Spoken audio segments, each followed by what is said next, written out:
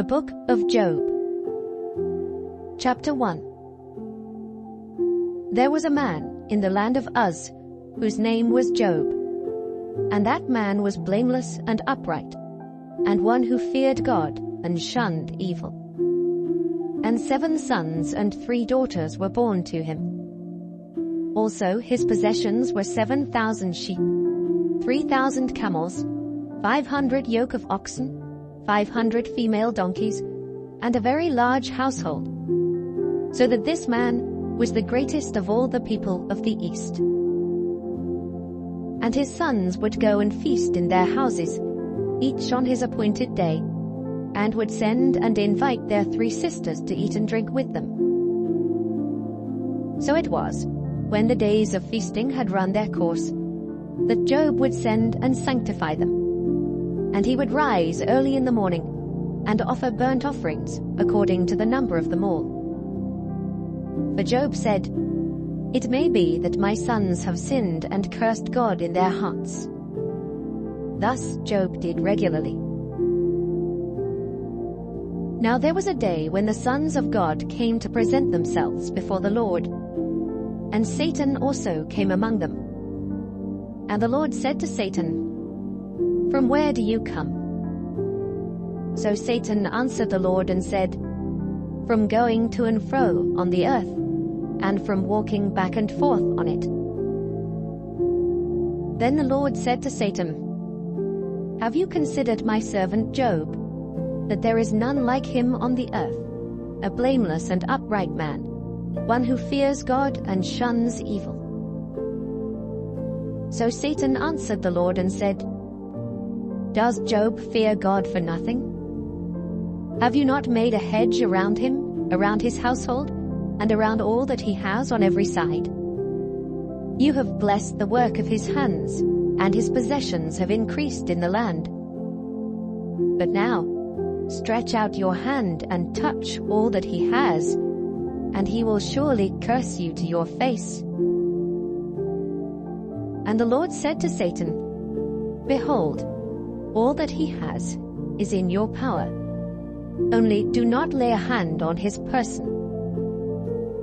So Satan went out from the presence of the Lord. Now there was a day when his sons and daughters were eating and drinking wine in their oldest brother's house. And a messenger came to Job and said, "The oxen were plowing, and the donkeys feeding beside them, when the Sabaeans raided them and took them away. Indeed, they have killed the servants with the edge of the sword, and I alone have escaped to tell you." While he was still speaking, another also came and said, "The fire of God fell from heaven, and burned up the sheep and the servants, and consumed them, and I alone have escaped to tell you." While he was still speaking, another also came and said, "The Chaldeans formed 3 bands, raided the camels and took them away, yes, and killed the servants with the edge of the sword, and I alone have escaped to tell you." While he was still speaking, another also came and said, "Your sons and daughters were eating and drinking wine in their oldest brother's house, and suddenly a great wind came from across the wilderness, and struck the 4 corners of the house, and it fell on the young people, and they are dead, and I alone have escaped to tell you." Then Job arose, tore his robe, and shaved his head. And he fell to the ground and worshipped. And he said, "Naked I came from my mother's womb, and naked shall I return there. The Lord gave, and the Lord has taken away. Blessed be the name of the Lord." In all this, Job did not sin, nor charge God with wrong.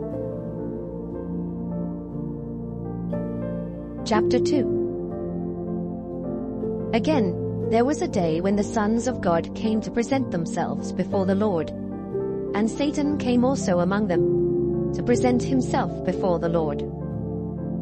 And the Lord said to Satan, "From where do you come?"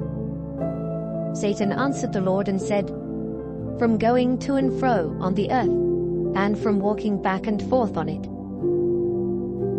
Then the Lord said to Satan, "Have you considered my servant Job, that there is none like him on the earth, a blameless and upright man, one who fears God and shuns evil? And still he holds fast to his integrity, although you incited me against him, to destroy him without cause." So Satan answered the Lord and said, "Skin for skin. Yes, all that a man has he will give for his life. But stretch out your hand now, and touch his bone and his flesh, and he will surely curse you to your face."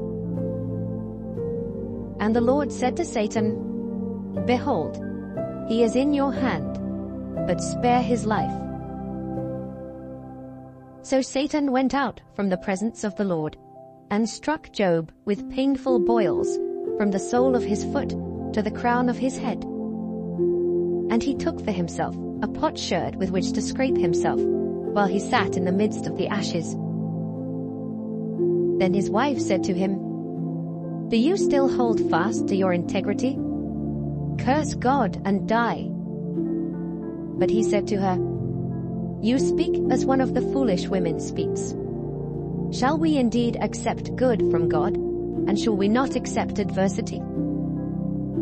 In all this, Job did not sin with his lips.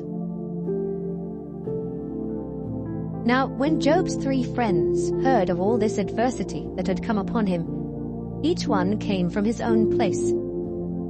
Eliphaz the Temanite, Bildad the Shuhite, and Zophar the Naamathite. But they had made an appointment together to come and mourn with him, and to comfort him. And when they raised their eyes from afar, and did not recognize him, they lifted their voices and wept. And each one tore his robe, and sprinkled dust on his head toward heaven. So they sat down with him on the ground, 7 days and 7 nights, and no one spoke a word to him, for they saw that his grief was very great. Chapter 3. After this, Job opened his mouth, and cursed the day of his birth. And Job spoke and said, "May the day perish on which I was born, and the night in which it was said, a male child is conceived. May that day be darkness. May God above not seek it, nor the light shine upon it. May darkness and the shadow of death claim it. May a cloud settle on it. May the blackness of the day terrify it. As for that night, may darkness seize it. May it not rejoice among the days of the year. May it not come into the number of the months. Oh, may that night be barren. May no joyful shout come into it. May those curse it who curse the day, those who are ready to arouse Leviathan. May the stars of its morning be dark. May it look for light, but have none, and not see the dawning of the day. Because it did not shut up the doors of my mother's womb, nor hide sorrow from my eyes. Why did I not die at birth? Why did I not perish when I came from the womb? Why did the knees receive me? Or why the breasts, that I should nurse? For now I would have lain still and been quiet. I would have been asleep.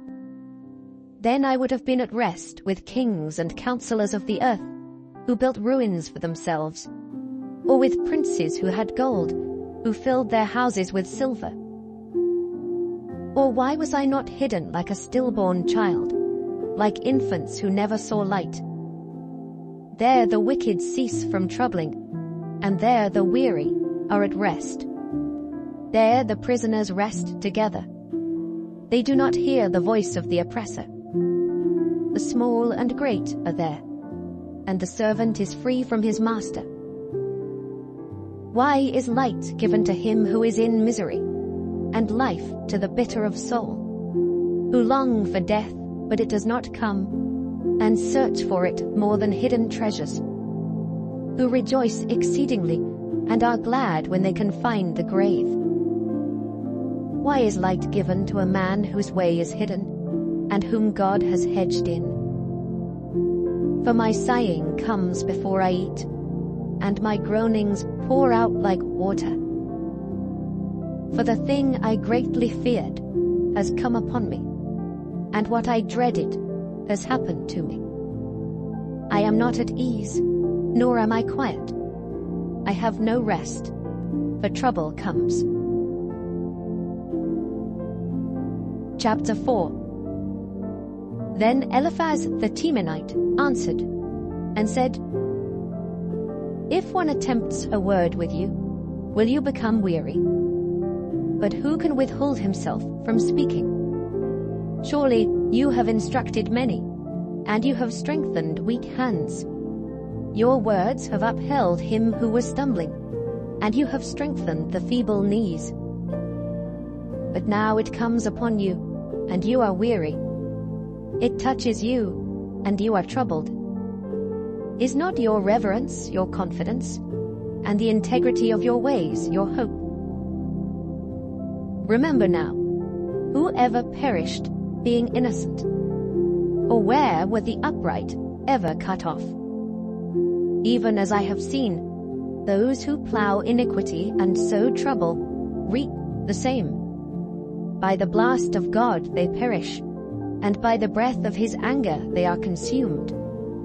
The roaring of the lion, the voice of the fierce lion, and the teeth of the young lions are broken. The old lion perishes for lack of prey, and the cubs of the lioness are scattered. Now a word was secretly brought to me, and my ear received a whisper of it. In disquieting thoughts from the visions of the night, when deep sleep falls on men, fear came upon me, and trembling, which made all my bones shake. Then a spirit passed before my face. The hair on my body stood up. It stood still, but I could not discern its appearance. A form was before my eyes. There was silence. Then I heard a voice saying, Can a mortal be more righteous than God? Can a man be more pure than his Maker? If he puts no trust in his servants, if he charges his angels with error, how much more those who dwell in houses of clay, whose foundation is in the dust, who are crushed before a moth? They are broken in pieces from morning till evening. They perish forever, with no one regarding. Does not their own excellence go away? They die, even without. Chapter 5. Call out now. Is there anyone who will answer you? And to which of the holy ones will you turn? For wrath kills a foolish man, and envy slays a simple one. I have seen the foolish taking root, but suddenly I cursed his dwelling place. His sons are far from safety. They are crushed in the gate, and there is no deliverer. Because the hungry eat up his harvest, taking it even from the thorns, and a snare snatches their substance. For affliction does not come from the dust, nor does trouble spring from the ground. Yet man is born to trouble, as the sparks fly upward. But as for me, I would seek God, and to God I would commit my cause, who does great things and unsearchable, marvelous things without number. He gives rain on the earth, and sends waters on the fields. He sets on high those who are lowly, and those who mourn are lifted to safety. He frustrates the devices of the crafty, so that their hands cannot carry out their plans. He catches the wise in their own craftiness, and the counsel of the cunning comes quickly upon them. They meet with darkness in the daytime, and grope at noontime as in the night. But he saves the needy from the sword, from the mouth of the mighty, and from their hand. So the poor have hope, and injustice shuts her mouth. Behold, happy is the man whom God corrects. Therefore do not despise the chastening of the Almighty. For he bruises, but he binds up. He wounds, but his hands make whole. He shall deliver you in 6 troubles. Yes, in 7 no evil shall touch you. In famine he shall redeem you from death, and in war from the power of the sword. You shall be hidden from the scourge of the tongue, and you shall not be afraid of destruction when it comes. You shall laugh at destruction and famine, and you shall not be afraid of the beasts of the earth. For you shall have a covenant with the stones of the field, and the beasts of the field shall be at peace with you. You shall know that your tent is in peace. You shall visit your dwelling and find nothing amiss. You shall also know that your descendants shall be many, and your offspring like the grass of the earth. You shall come to the grave at a full age, as a sheaf of grain ripens in its season. Behold, this we have searched out. It is true. Hear it, and know for yourself. Chapter 6. Then Job answered and said, Oh, that my grief were fully weighed, and my calamity laid with it on the scales. For then it would be heavier than the sand of the sea. Therefore my words have been rash. For the arrows of the Almighty are within me. My spirit drinks in their poison. The terrors of God are arrayed against me. Does the wild donkey bray when it has grass? Or does the ox low over its fodder? Can flavorless food be eaten without salt? Or is there any taste in the white of an egg? My soul refuses to touch them. They are as loathsome food to me. Oh, that I might have my request, that God would grant me the thing that I long for, that it would please God to crush me, that he would loose his hand and cut me off. Then I would still have comfort. Though in anguish I would exult. He will not spare. For I have not concealed the words of the Holy One. What strength do I have that I should hope? And what is my end that I should prolong my life? Is my strength the strength of stones? Or is my flesh bronze? Is my help not within me? And is success driven from me? To him who is afflicted, kindness should be shown by his friend, even though he forsakes the fear of the Almighty. My brothers have dealt deceitfully like a brook, like the streams of the brooks that pass away, which are dark because of the ice, and into which the snow vanishes. When it is warm, they cease to flow. When it is hot, they vanish from their place. The paths of their way turn aside. They go nowhere and perish. The caravans of Tema look. The travelers of Sheba hope for them. They are disappointed because they were confident. They come there and are confused. For now you are nothing. You see terror and are afraid. Did I ever say, bring something to me? Or offer a bribe for me from your wealth? Or deliver me from the enemy's hand? Or redeem me from the hand of oppressors? Teach me and I will hold my tongue. Cause me to understand wherein I have erred. How forceful are right words! But what does your arguing prove? Do you intend to rebuke my words, and the speeches of a desperate one which are as wind? Yes, you overwhelm the fatherless, and you undermine your friend. Now therefore, be pleased to look at me, for I would never lie to your face. Yield now, let there be no injustice. Yes, concede, my righteousness still stands. Is there injustice on my tongue? Cannot my taste discern the unsavory. Chapter 7. Is there not a time of hard service for man on earth? Are not his days also like the days of a hired man? Like a servant who earnestly desires the shade, and like a hired man who eagerly looks for his wages, so I have been allotted months of futility, and wearisome nights have been appointed to me. When I lie down, I say, when shall I arise, and the night be ended? For I have had my fill of tossing till dawn. My flesh is caked with worms and dust. My skin is cracked and breaks out afresh. My days are swifter than a weaver's shuttle, and are spent without hope. Oh, remember that my life is a breath. My eye will never again see good. The eye of him who sees me will see me no more. While your eyes are upon me, I shall no longer be.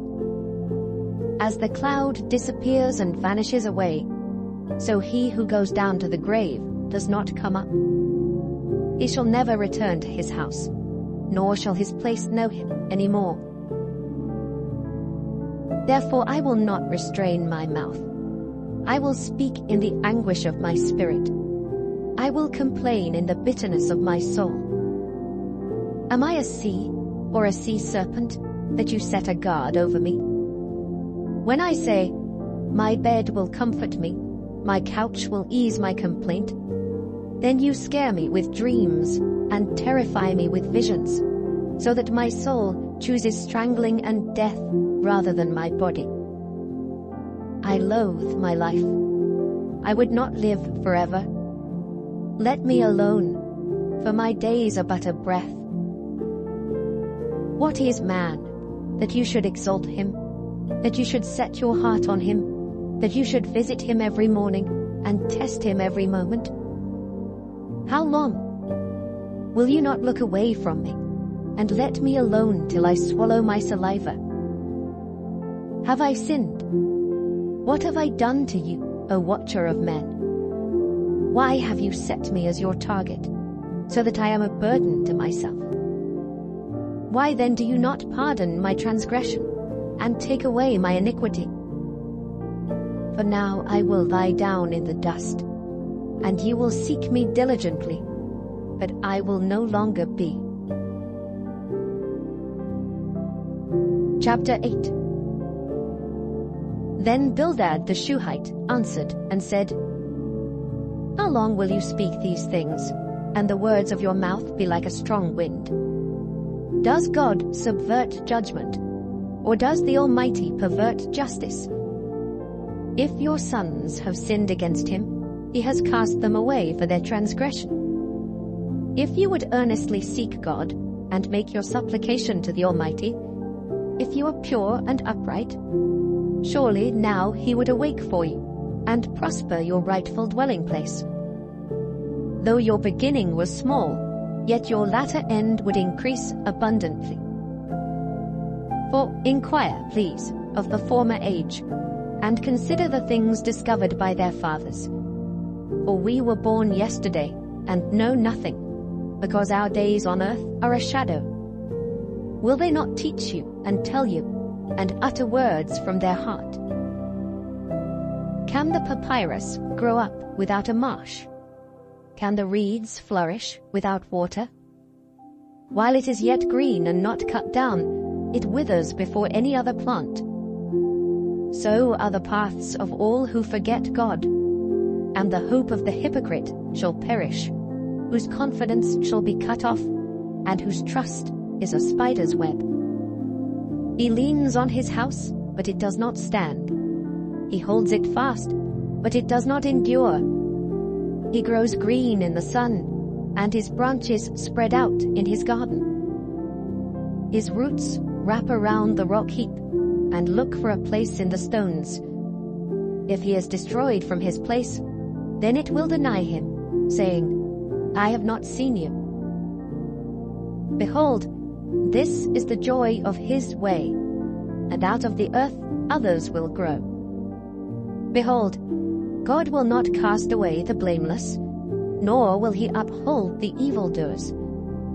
He will yet fill your mouth with laughing, and your lips with rejoicing. Those who hate you will be clothed with shame, and the dwelling place of the wicked will come to nothing. Chapter 9.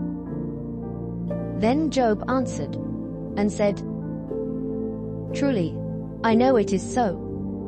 But how can a man be righteous before God? If one wished to contend with him, he could not answer him 1 time out of 1,000. God is wise in heart and mighty in strength. Who has hardened himself against him and prospered? He removes the mountains, and they do not know when he overturns them in his anger. He shakes the earth out of its place, and its pillars tremble. He commands the sun, and it does not rise. He seals off the stars. He alone spreads out the heavens and treads on the waves of the sea. He made the Bear, Orion, and the Pleiades, and the chambers of the south. He does great things past finding out. Yes, wonders without number. If he goes by me, I do not see him. If he moves past, I do not perceive him. If he takes away, who can hinder him? Who can say to him, What are you doing? God will not withdraw his anger. The allies of the proud lie prostrate beneath him. How then can I answer him, and choose my words to reason with him? For though I were righteous, I could not answer him. I would beg mercy of my judge. If I called, and he answered me, I would not believe that he was listening to my voice. For he crushes me with a tempest, and multiplies my wounds without cause. He will not allow me to catch my breath, but fills me with bitterness. If it is a matter of strength, indeed, he is strong. And if of justice, who will appoint my day in court? Though I were righteous, my own mouth would condemn me. Though I were blameless, it would prove me perverse. I am blameless, yet I do not know myself. I despise my life. It is all one thing. Therefore I say, He destroys the blameless and the wicked. If the scourge slays suddenly, He laughs at the plight of the innocent. The earth is given into the hand of the wicked. He covers the faces of its judges. If it is not he, who else could it be? Now my days are swifter than a runner. They flee away. They see no good. They pass by like swift ships, like an eagle swooping on its prey. If I say, I will forget my complaint, I will put off my sad face and wear a smile. I am afraid of all my sufferings. I know that you will not hold me innocent. If I am condemned, why then do I labor in vain? If I wash myself with snow water and cleanse my hands with soap, yet you will plunge me into the pit, and my own clothes will abhor me. For he is not a man, as I am, that I may answer him, and that we should go to court together? Nor is there any mediator between us, who may lay his hand on us both. Let him take his rod away from me, and do not let dread of him terrify me. Then I would speak and not fear him, but it is not so with me. Chapter 10. My soul loathes my life. I will give free course to my complaint. I will speak in the bitterness of my soul. I will say to God, do not condemn me. Show me why you contend with me. Does it seem good to you that you should oppress, that you should despise the work of your hands, and smile on the counsel of the wicked? Do you have eyes of flesh, or do you see as man sees?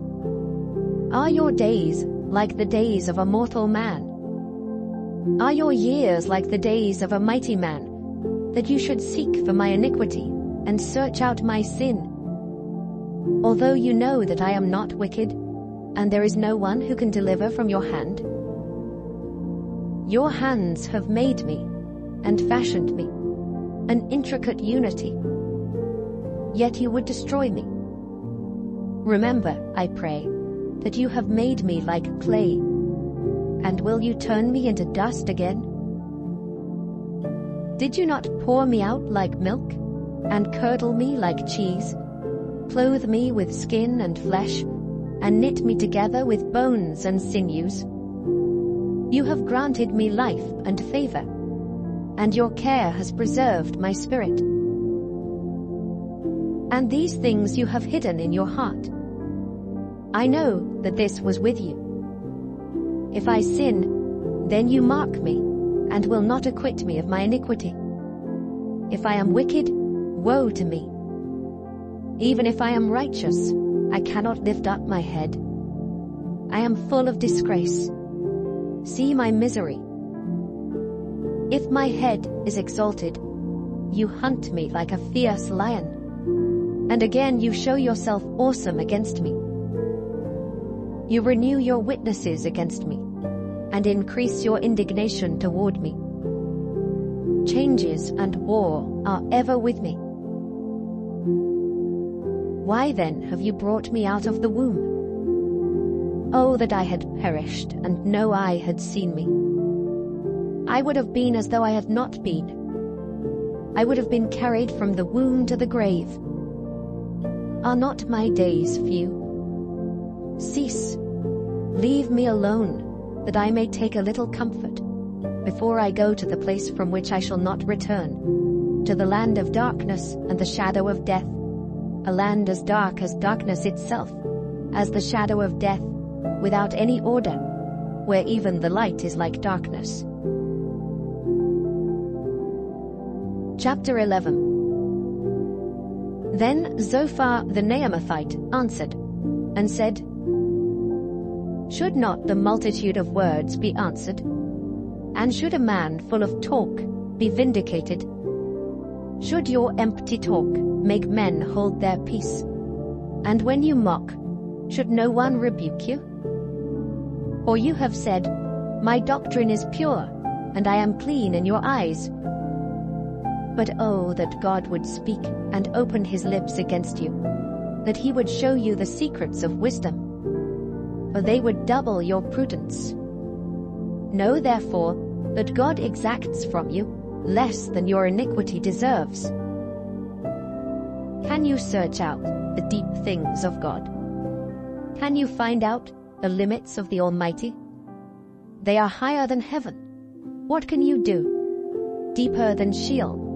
What can you know? Their measure is longer than the earth, and broader than the sea. If he passes by, imprisons and gathers to judgment, then who can hinder him? For he knows deceitful men. He sees wickedness also. Will he not then consider it? For an empty-headed man will be wise, when a wild donkey's colt is born a man. If you would prepare your heart and stretch out your hands toward him, if iniquity were in your hand and you put it far away, and would not let wickedness dwell in your tents, then surely you could lift up your face without spot. Yes, you could be steadfast and not fear, because you would forget your misery and remember it as waters that have passed away, and your life would be brighter than noonday. Though you were dark, you would be like the morning, and you would be secure, because there is hope. Yes, you would dig around you and take your rest in safety. You would also lie down, and no one would make you afraid. Yes, many would court your favor. But the eyes of the wicked will fail, and they shall not escape, and their hope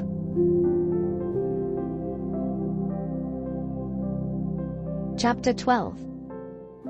Then Job answered and said, No doubt you are the people, and wisdom will die with you. But I have understanding as well as you. I am not inferior to you. Indeed, who does not know such things as these? I am one mocked by his friends, who called on God, and he answered him, the just and blameless, who is ridiculed. A lamp is despised in the thought of one who is at ease. It is made ready for those whose feet slip. The tents of robbers prosper, and those who provoke God are secure in what God provides by his hand. But now ask the beasts, and they will teach you, and the birds of the air, and they will tell you. Or speak to the earth, and it will teach you, and the fish of the sea will explain to you. Who among all these does not know that the hand of the Lord has done this? In whose hand is the life of every living thing, and the breath of all mankind? Does not the ear test words, and the mouth taste its food? Wisdom is with aged men, and with length of days, understanding. With him are wisdom and strength. He has counsel and understanding. If he breaks a thing down, it cannot be rebuilt. If he imprisons a man, there can be no release. If he withholds the waters, they dry up. If he sends them out, they overwhelm the earth. With him are strength and prudence. The deceived and the deceiver are his. He leads counselors away plundered, and makes fools of the judges. He loosens the bonds of kings, and binds their waist with a belt. He leads princes away plundered, and overthrows the mighty. He deprives the trusted ones of speech, and takes away the discernment of the elders. He pours contempt on princes, and disarms the mighty. He uncovers deep things out of darkness, and brings the shadow of death to light. He makes nations great, and destroys them. He enlarges nations, and guides them. He takes away the understanding of the chiefs of the people of the earth, and makes them wander in a pathless wilderness. They grope in the dark without light, and he makes them stagger like a drunken man. Chapter 13. Behold, my eye has seen all this, my ear has heard and understood it. What you know, I also know. I am not inferior to you. But I would speak to the Almighty, and I desire to reason with God. But you forgers of lies, you are all worthless physicians. Oh, that you would be silent, and it would be your wisdom. Now hear my reasoning, and heed the pleading of my lips. Will you speak wickedly for God, and talk deceitfully for him? Will you show partiality for him? Will you contend for God? Will it be well when he searches you out? Or can you mock him as one mocks a man? He will surely rebuke you, if you secretly show partiality. Will not his excellence make you afraid, and the dread of him fall upon you? Your platitudes are proverbs of ashes. Your defenses are defenses of clay. Hold your peace with me and let me speak. Then let come on me what may. Why do I take my flesh in my teeth, and put my life in my hands? Though he slay me, yet will I trust him. Even so, I will defend my own ways before him. He also shall be my salvation, for a hypocrite could not come before him. Listen carefully to my speech, and to my declaration with your ears.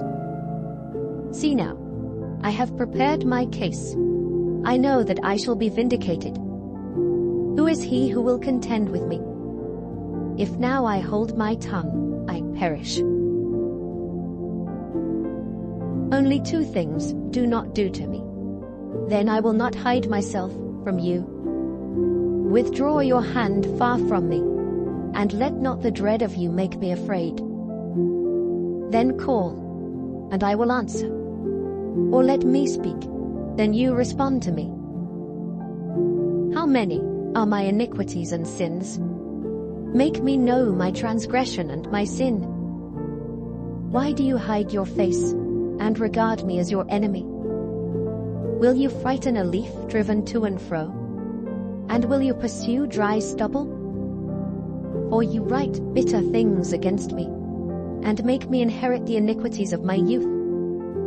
You put my feet in the stocks, and watch closely all my paths. You set a limit for the soles of my feet. Man decays like a rotten thing, like a garment that is moth-eaten. Chapter 14. Man who is born of woman is of few days and full of trouble. He comes forth like a flower and fades away. He flees like a shadow and does not continue. And do you open your eyes on such a one, and bring me to judgment with yourself? Who can bring a clean thing out of an unclean? No one. Since his days are determined, the number of his months is with you. You have appointed his limits so that he cannot pass. Look away from him, that he may rest, till like a hired man he finishes his day. For there is hope for a tree, if it is cut down, that it will sprout again, and that its tender shoots will not cease. Though its root may grow old in the earth, and its stump may die in the ground, yet at the scent of water it will bud and bring forth branches like a plant. But man dies and is laid away. Indeed, he breathes his last, and where is he? As water disappears from the sea, and a river becomes parched and dries up, so man lies down and does not rise, till the heavens are no more. They will not awake, nor be roused from their sleep. Oh, that you would hide me in the grave, that you would conceal me until your wrath is past, that you would appoint me a set time and remember me. If a man dies, shall he live again? All the days of my hard service I will wait till my change comes. You shall call, and I will answer you. You shall desire the work of your hands. For now you number my steps, but do not watch over my sin. My transgression is sealed up in a bag, and you cover my iniquity. But as a mountain falls and crumbles away, and as a rock is moved from its place, as water wears away stones, and as torrents wash away the soil of the earth, so you destroy the hope of man. You prevail forever against him, and he passes on. You change his countenance and send him away. His sons come to honor, and he does not know it. They are brought low, and he does not perceive it. But his flesh will be in pain over it, and his soul will mourn over it. Chapter 15. Then Eliphaz the Temanite answered and said, Should a wise man answer with empty knowledge, and fill himself with the east wind? Should he reason with unprofitable talk, or by speeches with which he can do no good? Yes, you cast off fear, and restrain prayer before God. For your iniquity teaches your mouth, and you choose the tongue of the crafty. Your own mouth condemns you, and not I. Yes, your own lips testify against you. Are you the first man who was born? Or were you made before the hills? Have you heard the counsel of God? Do you limit wisdom to yourself? What do you know that we do not know? What do you understand that is not in us? Both the gray-haired and the aged are among us, much older than your father. Are the consolations of God too small for you? and the word spoken gently with you? Why does your heart carry you away?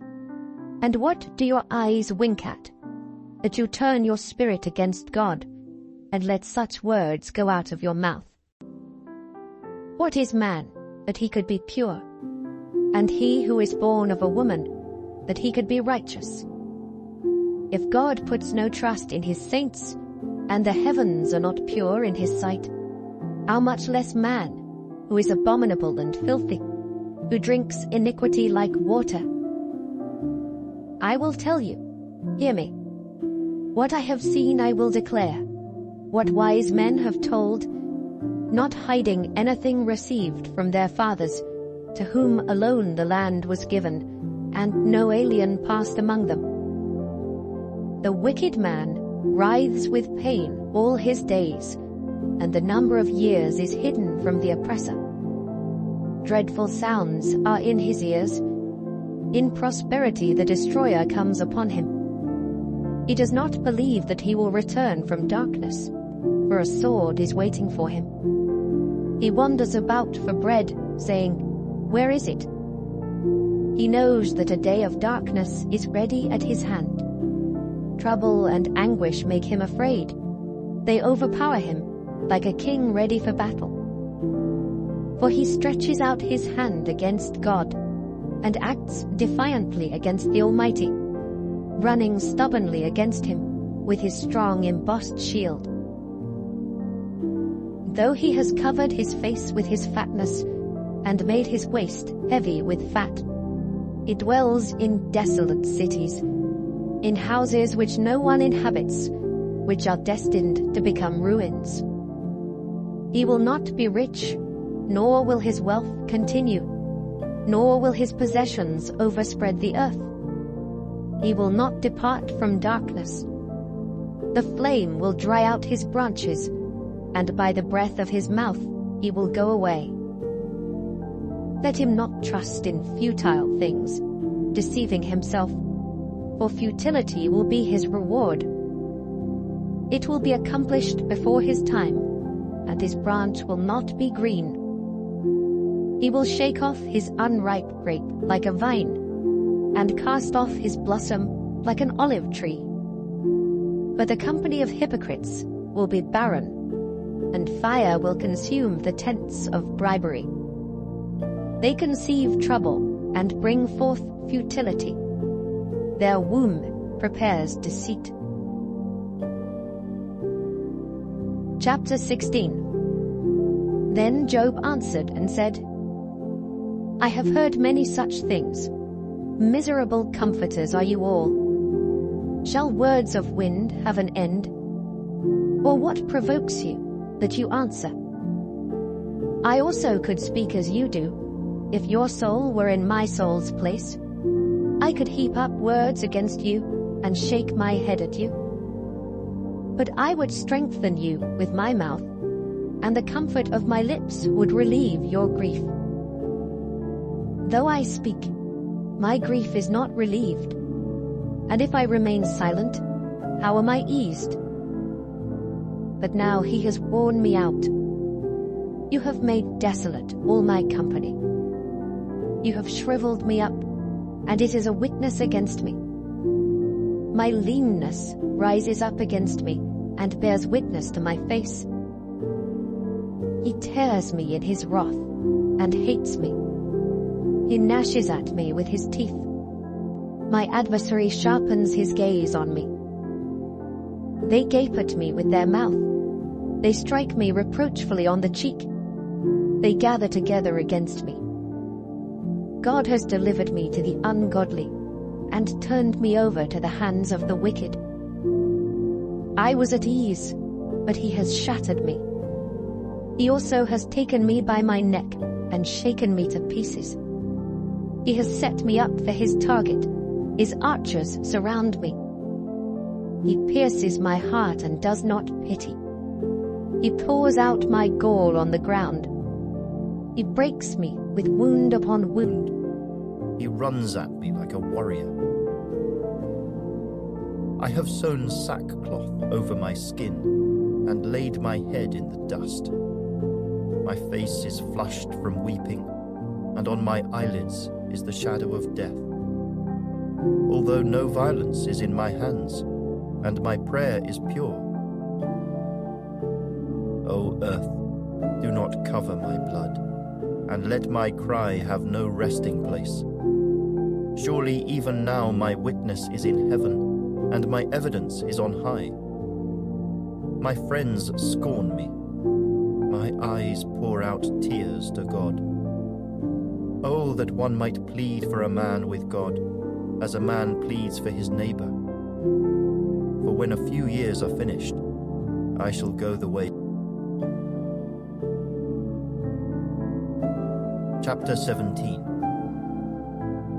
My spirit is broken. My days are extinguished. The grave is ready for me. Are not mockers with me? And does not my eye dwell on their provocation? Now put down a pledge for me with yourself. Who is he who will shake hands with me? For you have hidden their heart from understanding. Therefore you will not exalt them. He who speaks flattery to his friends, even the eyes of his children will fail. But he has made me a byword of the people, and I have become one in whose face men spit. My eye has also grown dim because of sorrow, and all my members are like shadows. Upright men are astonished at this, and the innocent stirs himself up against the hypocrite. Yet the righteous will hold to his way, and he who has clean hands will be stronger and stronger. But please, come back again, all of you, for I shall not find one wise man among you. My days are past, my purposes are broken off, even the thoughts of my heart. They change the night into day. The light is near, they say, in the face of darkness. If I wait for the grave as my house, if I make my bed in the darkness, if I say to corruption, you are my father, and to the worm, you are my mother and my sister, where then is my hope? As for my hope, who can see it? Will they go down to the gates of Sheol? Shall we have rest together in the dust? Chapter 18. Then Bildad the Shuhite answered and said, How long till you put an end to words? Gain understanding, and afterward we will speak. Why are we counted as beasts and regarded as stupid in your sight? You who tear yourself in anger, shall the earth be forsaken for you? Or shall the rock be removed from its place? The light of the wicked indeed goes out, and the flame of his fire does not shine. The light is dark in his tent, and his lamp beside him is put out. The steps of his strength are shortened, and his own counsel casts him down. For he is cast into a net by his own feet, and he walks into a snare. The net takes him by the heel, and a snare lays hold of him. A noose is hidden for him on the ground, and a trap for him in the road. Terrors frighten him on every side, and drive him to his feet. His strength is starved, and destruction is ready at his side. It devours patches of his skin. The firstborn of death devours his limbs. He is uprooted from the shelter of his tent, and they parade him before the king of terrors. They dwell in his tent who are none of his. Brimstone is scattered on his dwelling. His roots are dried out below, and his branch withers above. The memory of him perishes from the earth, and he has no name among the renowned. He is driven from light into darkness, and chased out of the world. He has neither son nor posterity among his people, nor any remaining in his dwellings. Those in the west are astonished at his day, as those in the east are frightened. Surely such are the dwellings of the wicked, and this is the place of him who does not know God. Chapter 19. Then Job answered and said, How long will you torment my soul and break me in pieces with words? These 10 times you have reproached me. You are not ashamed that you have wronged me. And if indeed I have erred, my error remains with me. If indeed you exalt yourselves against me, and plead my disgrace against me, know then that God has wronged me, and has surrounded me with his net. If I cry out concerning wrong, I am not heard. If I cry aloud, there is no justice. He has fenced up my way so that I cannot pass, and he has set darkness in my paths. He has stripped me of my glory, and taken the crown from my head. He breaks me down on every side, and I am gone. My hope he has uprooted like a tree. He has also kindled his wrath against me, and he counts me as one of his enemies. His troops come together and build up their road against me. They encamp all around my tent. He has removed my brothers far from me, and my acquaintances are completely estranged from me. My relatives have failed, and my close friends have forgotten me. Those who dwell in my house and my maidservants count me as a stranger. I am an alien in their sight. I call my servant, but he gives no answer. I beg him with my mouth. My breath is offensive to my wife, and I am repulsive to the children of my own body. Even young children despise me. I arise and they speak against me. All my close friends abhor me, and those whom I love have turned against me. My bone clings to my skin and to my flesh, and I have escaped by the skin of my teeth. Have pity on me.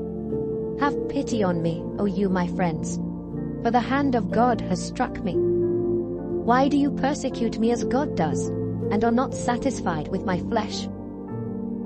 Oh, that my words were written. Oh, that they were inscribed in a book, that they were engraved on a rock with an iron pen and lead forever. For I know that my Redeemer lives, and he shall stand at last on the earth. And after my skin is destroyed, this I know, that in my flesh I shall see God, whom I shall see for myself, and my eyes shall behold, and not another. How my heart yearns within me. If you should say, how shall we persecute him?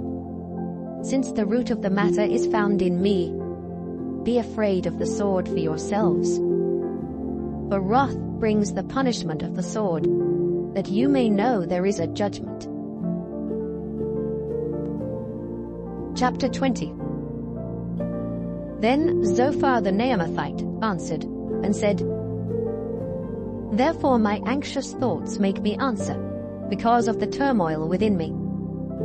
I have heard the rebuke that reproaches me, and the spirit of my understanding causes me to answer.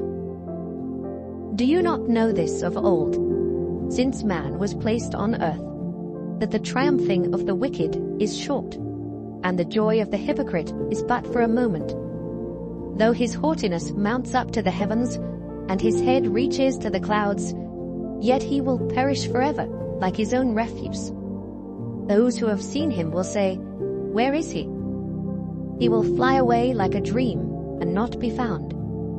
Yes, he will be chased away like a vision of the night. The eye that saw him will see him no more, nor will his place behold him any more. His children will seek the favor of the poor, and his hands will restore his wealth. His bones are full of his youthful vigor, but it will lie down with him in the dust. Though evil is sweet in his mouth, and he hides it under his tongue, though he spares it and does not forsake it, but still keeps it in his mouth, yet his food in his stomach turns sour. It becomes cobra venom within him. He swallows down riches and vomits them up again. God casts them out of his belly. He will suck the poison of cobras. A viper's tongue will slay him. He will not see the streams, the rivers flowing with honey and cream. He will restore that for which he labored, and will not swallow it down. From the proceeds of business he will get no enjoyment, for he has oppressed and forsaken the poor. He has violently seized the house which he did not build. Because he knows no quietness in his heart, he will not save anything he desires. Nothing is left for him to eat, therefore his well-being will not last. In his self-sufficiency, he will be in distress. Every hand of misery will come against him. When he is about to fill his stomach, God will cast on him the fury of his wrath, and will rain it on him while he is eating. He will flee from the iron weapon. A bronze bow will pierce him through. It is drawn and comes out of the body. Yes, the glittering point comes out of his gall. Terrors come upon him. Total darkness is reserved for his treasures. An unfanned fire will consume him. It shall go ill with him who is left in his tent. The heavens will reveal his iniquity, and the earth will rise up against him. The increase of his house will depart, and his goods will flow away in the day of his wrath. This is the portion from God for a wicked man, the heritage appointed to him by God. Chapter 21. Then Job answered and said, Listen carefully to my speech, and let this be your consolation. Bear with me, that I may speak, and after I have spoken, keep mocking. As for me, is my complaint against man? And if it were, why should I not be impatient? Look at me and be astonished. Put your hand over your mouth. Even when I remember, I am terrified, and trembling takes hold of my flesh. Why do the wicked live and become old? Yes, become mighty in power. Their descendants are established with them in their sight, and their offspring before their eyes. Their houses are safe from fear, neither is the rod of God upon them. Their bull breathes without failure, their cow calves without miscarriage. They send forth their little ones like a flock, and their children dance. They sing to the tambourine and harp, and rejoice to the sound of the flute. They spend their days in wealth, and in a moment go down to the grave. Yet they say to God, Depart from us, for we do not desire the knowledge of your ways. Who is the Almighty, that we should serve him? And what profit do we have if we pray to him? Indeed, their prosperity is not in their hand. The counsel of the wicked is far from me. How often is the lamp of the wicked put out? How often does their destruction come upon them? The sorrows God distributes in his anger. They are like straw before the wind, and like chaff that a storm carries away. They say, God lays up one's iniquity for his children. Let him recompense him, that he may know it.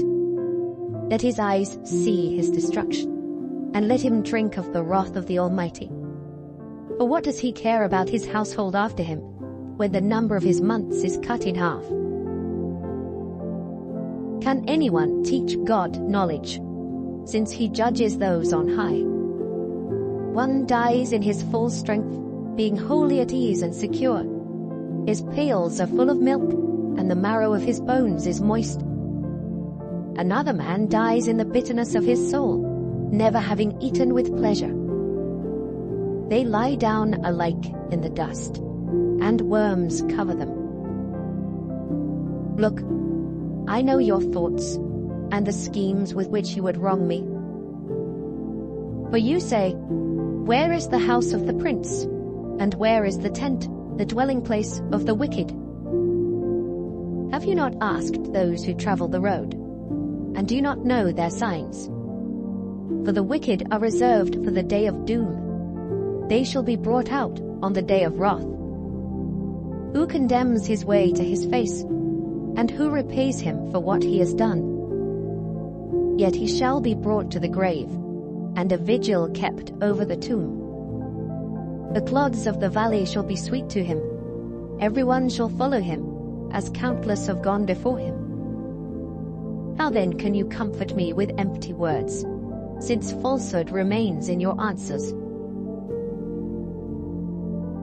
Chapter 22. Then Eliphaz the Temanite answered and said, Can a man be profitable to God, though he who is wise may be profitable to himself?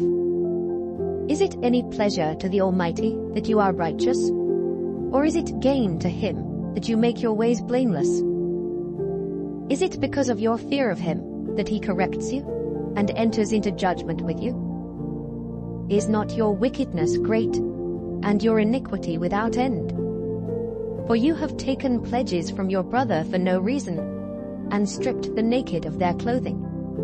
You have not given the weary water to drink, and you have withheld bread from the hungry. But the mighty man possessed the land, and the honorable man dwelt in it. You have sent widows away empty, and the strength of the fatherless was crushed. Therefore snares are all around you, and sudden fear troubles you, or darkness, so that you cannot see, and an abundance of water covers you. Is not God in the height of heaven? And see the highest stars, how lofty they are. And you say, What does God know? Can he judge through the deep darkness? Thick clouds cover him so that he cannot see, and he walks above the circle of heaven. Will you keep to the old way, which wicked men have trod, who were cut down before their time, whose foundations were swept away by a flood? They said to God, Depart from us. What can the Almighty do to them? Yet he filled their houses with good things. But the counsel of the wicked is far from me. The righteous see it, and are glad, and the innocent laugh at them. Surely our adversaries are cut down, and the fire consumes their remnant. Now, acquaint yourself with him, and be at peace. Thereby good will come to you. Receive, please, instruction from his mouth, and lay up his words in your heart. If you return to the Almighty, you will be built up. You will remove iniquity far from your tents. Then you will lay your gold in the dust, and the gold of Ophir among the stones of the brooks. Yes, the Almighty will be your gold and your precious silver. But then you will have your delight in the Almighty, and lift up your face to God. You will make your prayer to him, he will hear you, and you will pay your vows. You will also declare a thing, and it will be established for you. So light will shine on your ways, when they cast you down, and you say, Exaltation will come. Then he will save the humble person. He will even deliver one who is not innocent. Yes, he will be delivered by the purity. Chapter 23.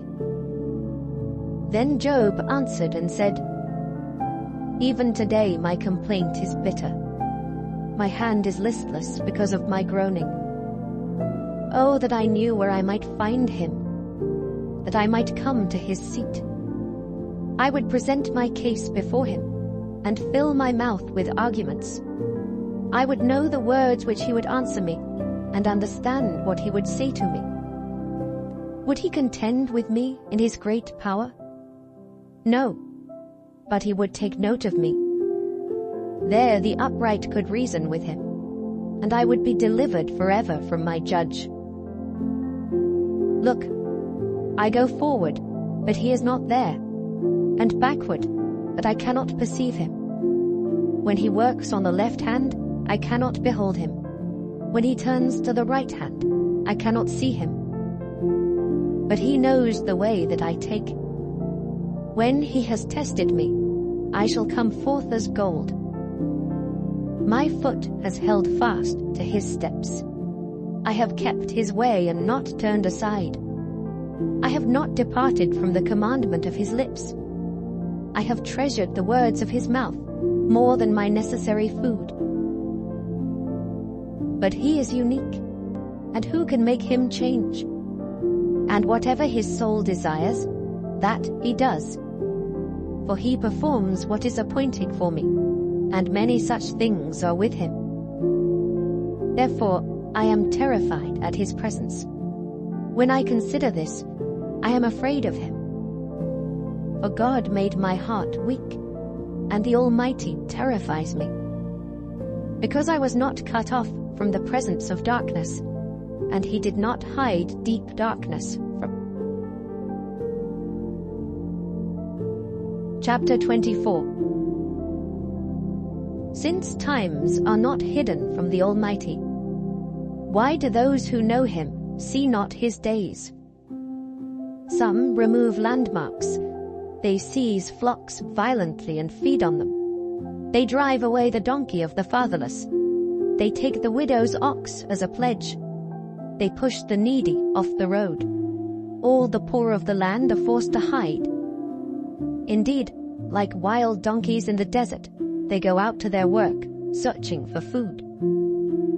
The wilderness yields food for them and for their children. They gather their fodder in the field and glean in the vineyard of the wicked. They spend the night naked, without clothing, and have no covering in the cold. They are wet with the showers of the mountains, and huddle around the rock for want of shelter. Some snatch the fatherless from the breast, and take a pledge from the poor. They cause the poor to go naked, without clothing, and they take away the sheaves from the hungry. They press out oil within their walls, and tread wine presses, yet suffer thirst. The dying groan in the city, and the souls of the wounded cry out. Yet God does not charge them with wrong. There are those who rebel against the light. They do not know its ways, nor abide in its paths. The murderer rises with the light. He kills the poor and needy, and in the night he is like a thief. The eye of the adulterer waits for the twilight, saying, "No eye will see me," and he disguises his face. In the dark they break into houses which they marked for themselves in the daytime. They do not know the light, for the morning is the same to them as the shadow of death. If someone recognizes them, they are in the terrors of the shadow of death. They should be swift on the face of the waters. Their portion should be cursed in the earth, so that no one would turn into the way of their vineyards. As drought and heat consume the snow waters, so the grave consumes those who have sinned. The womb should forget him. The worm should feed sweetly on him. He should be remembered no more, and wickedness should be broken like a tree. For he preys on the barren who do not bear, and does no good for the widow. But God draws the mighty away with his power. He rises up, but no man is sure of life. He gives them security, and they rely on it. Yet his eyes are on their ways. They are exalted for a little while, then they are gone. They are brought low. They are taken out of the way like all others. They dry out like the heads of grain. Now if it is not so, who will prove me a liar and make my speech worth nothing? Chapter 25. Then Bildad the Shuhite answered and said, Dominion and fear belong to him. He makes peace in his high places. Is there any number to his armies? Upon whom does his light not rise? How then can man be righteous before God? Or how can he be pure who is born of a woman? If even the moon does not shine, and the stars are not pure in his sight, how much less man, who is a maggot, and a son of man, who is a worm? Chapter 26. But Job answered and said, How have you helped him who is without power? How have you saved the arm that has no strength? How have you counseled one who has no wisdom? And how have you declared sound advice to many? To whom have you uttered words? And whose spirit came from you? The dead tremble, those under the waters and those inhabiting them. Sheol is naked before him, and destruction has no covering. He stretches out the north over empty space. He hangs the earth on nothing. He binds up the water in his thick clouds, yet the clouds are not broken under it. He covers the face of his throne and spreads his cloud over it. He drew a circular horizon on the face of the waters, at the boundary of light and darkness. The pillars of heaven tremble and are astonished at his rebuke. He stirs up the sea with his power, and by his understanding he breaks up the storm. By his spirit he adorned the heavens. His hand pierced the fleeing serpent.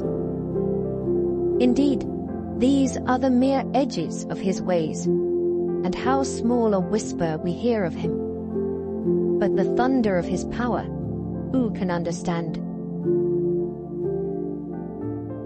Chapter 27.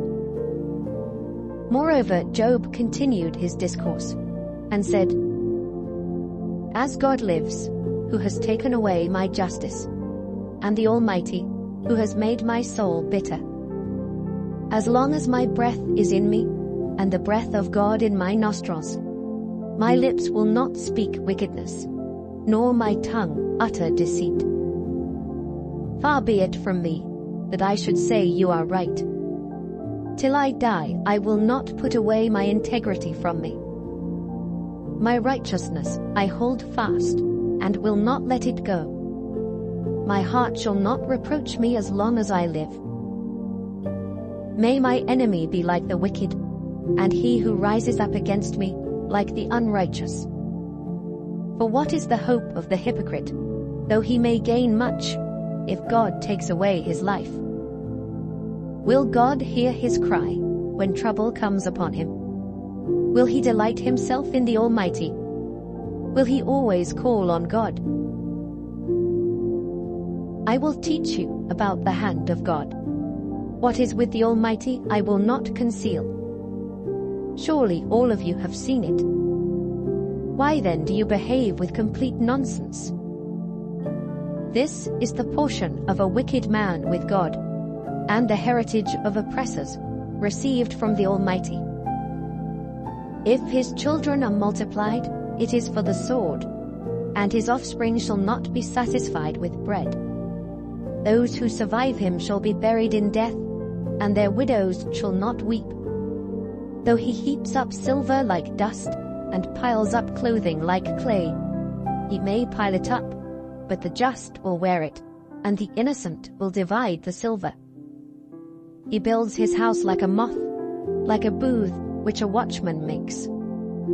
The rich man will lie down but not be gathered up. He opens his eyes, and he is no more. Terrors overtake him like a flood. A tempest steals him away in the night. The east wind carries him away, and he is gone. It sweeps him out of his place. It hurls against him and does not spare. He flees desperately from its power. Men shall clap their hands at him, and shall hiss him out of his place. Chapter 28. Surely there is a mine for silver, and a place where gold is refined. Iron is taken from the earth, and copper is smelted from ore. Man puts an end to darkness, and searches every recess for ore in the darkness and the shadow of death. He breaks open a shaft away from people. In places forgotten by feet, they hang far away from men. They swing to and fro. As for the earth, from it comes bread, but underneath it is turned up as by fire. Its stones are the source of sapphires, and it contains gold dust. That path no bird knows, nor has the falcon's eye seen it. The proud lions have not trodden it, nor has the fierce lion passed over it. He puts his hand on the flint. He overturns the mountains at the roots. He cuts out channels in the rocks, and his eye sees every precious thing. He dams up the streams from trickling. What is hidden, he brings forth to light. But where can wisdom be found? And where is the place of understanding? Man does not know its value, nor is it found in the land of the living. The deep says, "It is not in me," and the sea says, "It is not with me." It cannot be purchased for gold, nor can silver be weighed for its price. It cannot be valued in the gold of Ophir, in precious onyx or sapphire. Neither gold nor crystal can equal it, nor can it be exchanged for jewelry of fine gold. No mention shall be made of coral or quartz, for the price of wisdom is above rubies. The topaz of Ethiopia cannot equal it, nor can it be valued in pure gold. From where then does wisdom come? And where is the place of understanding? It is hidden from the eyes of all living, and concealed from the birds of the air. Destruction and death say, "We have heard a report about it with our ears." God understands its way, and he knows its place. For he looks to the ends of the earth, and sees under the whole heavens, to establish a weight for the wind, and apportion the waters by measure. When he made a law for the rain, and a path for the thunderbolt, then he saw wisdom, and declared it.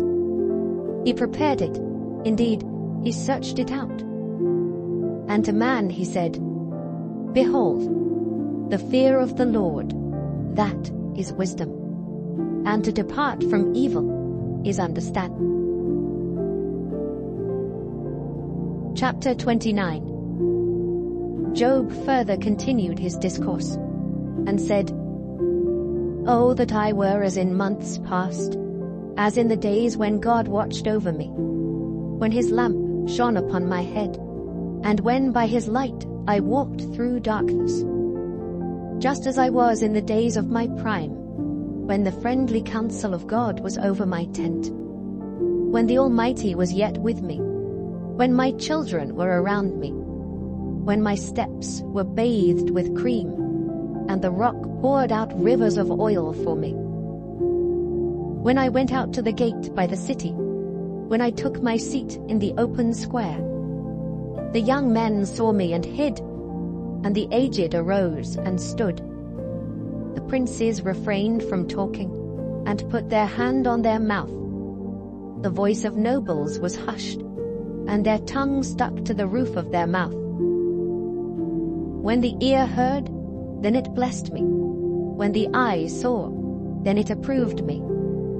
Because I delivered the poor who cried out, the fatherless, and the one who had no helper.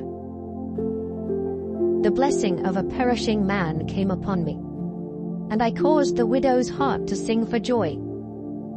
I put on righteousness, and it clothed me. My justice was like a robe and a turban. I was eyes to the blind, and I was feet to the lame.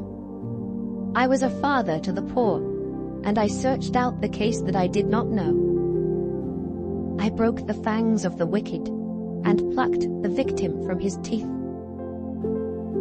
Then I said, I shall die in my nest, and multiply my days as the sand. My root is spread out to the waters, and the dew lies all night on my branch. My glory is fresh within me, and my bow is renewed in my hand. Men listened to me and waited, and kept silence for my counsel. After my words they did not speak again, and my speech settled on them as dew. They waited for me as for the rain, and they opened their mouth wide as for the spring rain.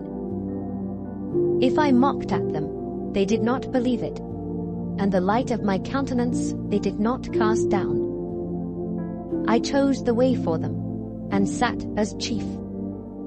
So I dwelt as a king in the army, as one who comforts mourners. Chapter 30. But now they mock at me, men younger than I, whose fathers I disdained to put with the dogs of my flock. Indeed, what profit is the strength of their hands to me? Their vigor has perished. They are gaunt from want and famine, fleeing late to the wilderness, desolate and waste, who pluck mallow by the bushes and broom tree roots for their food. They were driven out from among men. They shouted at them as at a thief. They had to live in the clefts of the valleys, in caves of the earth and the rocks. Among the bushes they brayed, under the nettles they nestled. They were sons of fools, yes, sons of vile men. They were scourged from the land. And now I am their taunting song. Yes, I am their byword. They abhor me. They keep far from me. They do not hesitate to spit in my face. Because he has loosed my bowstring and afflicted me, they have cast off restraint before me. At my right hand the rabble arises. They push away my feet, and they raise against me their ways of destruction. They break up my path. They promote my calamity. They have no helper. They come as broad breakers. Under the ruinous storm they roll along. Terrors are turned upon me. They pursue my honor as the wind, and my prosperity has passed like a cloud. And now my soul is poured out because of my plight. The days of affliction take hold of me. My bones are pierced in me at night, and my gnawing pains take no rest. By great force my garment is disfigured. It binds me about as the collar of my coat.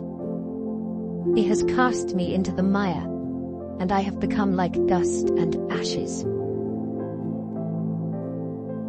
I cry out to you, but you do not answer me. I stand up, and you regard me. But you have become cruel to me. With the strength of your hand you oppose me. You lift me up to the wind and cause me to ride on it. You spoil my success. For I know that you will bring me to death, and to the house appointed for all living. Surely he would not stretch out his hand against a heap of ruins, if they cry out when he destroys it. Have I not wept for him who was in trouble? Has not my soul grieved for the poor? But when I looked for good, evil came to me. And when I waited for light, then came darkness. My heart is in turmoil and cannot rest. Days of affliction confront me. I go about mourning, but not in the sun. I stand up in the assembly and cry out for help. I am a brother of jackals and a companion of ostriches. My skin grows black and falls from me. My bones burn with fever. My harp is turned to mourning, and my flute to the voice of those who weep. Chapter 31. I have made a covenant with my eyes. Why then should I look upon a young woman? For what is the allotment of God from above, and the inheritance of the Almighty from on high? Is it not destruction for the wicked, and disaster for the workers of iniquity? Does he not see my ways, and count all my steps? If I have walked with falsehood, or if my foot has hastened to deceit, let me be weighed on honest scales, that God may know my integrity. If my step has turned from the way, or my heart walked after my eyes, or if any spot adheres to my hands, then let me sow, and another eat. Yes, let my harvest be rooted out. If my heart has been enticed by a woman, or if I have lurked at my neighbor's door, then let my wife grind for another, and let others bow down over her. For that would be wickedness. Yes, it would be iniquity deserving of judgment. For that would be a fire that consumes to destruction, and would root out all my increase. If I have despised the cause of my male or female servant, when they complained against me, what then shall I do when God rises up? When he punishes, how shall I answer him? Did not he who made me in the womb make them? Did not the same one fashion us in the womb? If I have kept the poor from their desire, or caused the eyes of the widow to fail, or eaten my morsel by myself, so that the fatherless could not eat of it. But from my youth I reared him as a father, and from my mother's womb I guided the widow. If I have seen anyone perish for lack of clothing, or any poor man without covering, if his heart has not blessed me, and if he was not warmed with the fleece of my sheep, if I have raised my hand against the fatherless, when I saw I had help in the gate, then let my arm fall from my shoulder, let my arm be torn from the socket. For destruction from God is a terror to me, and because of his magnificence I cannot endure. If I have made gold my hope, or said to fine gold, you are my confidence, if I have rejoiced because my wealth was great, and because my hand had gained much, if I have observed the sun when it shines, or the moon moving in brightness, so that my heart has been secretly enticed, and my mouth has kissed my hand, this also would be an iniquity deserving of judgment, for I would have denied God who is above. If I have rejoiced at the destruction of him who hated me, or lifted myself up when evil found him, indeed I have not allowed my mouth to sin by asking for a curse on his soul.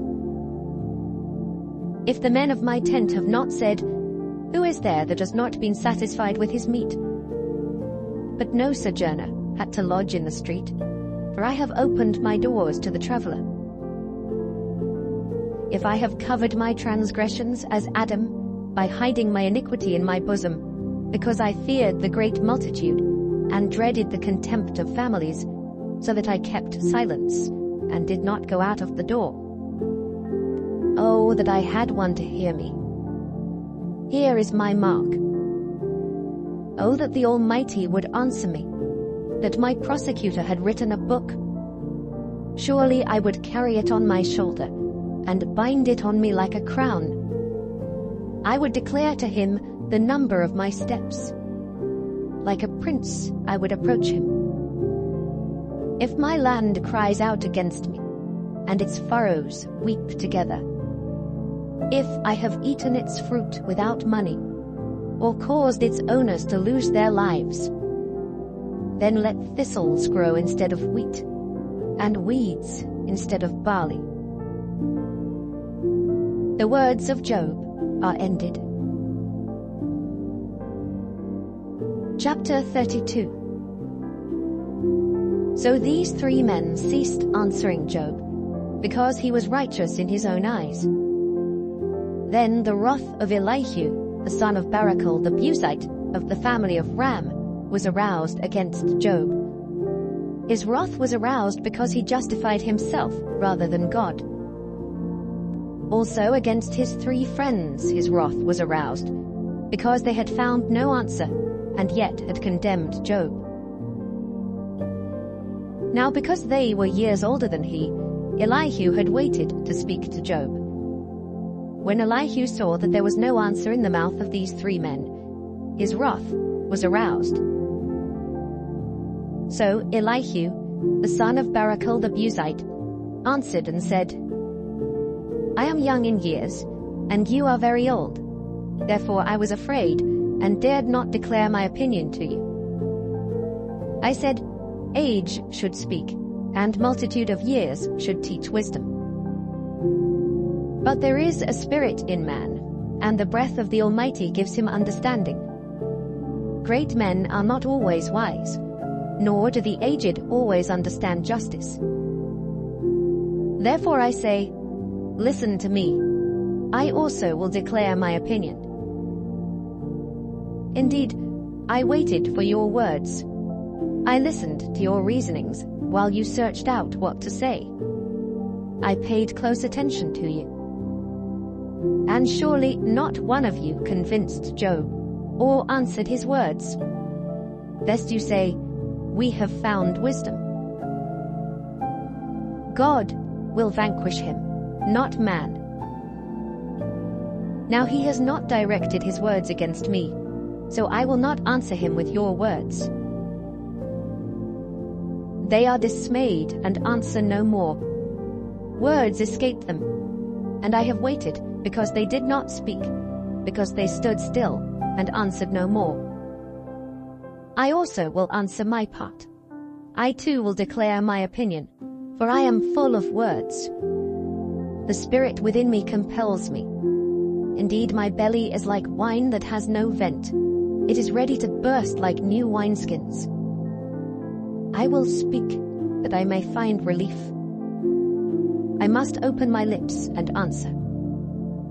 Let me not, I pray, show partiality to anyone, nor let me flatter any man.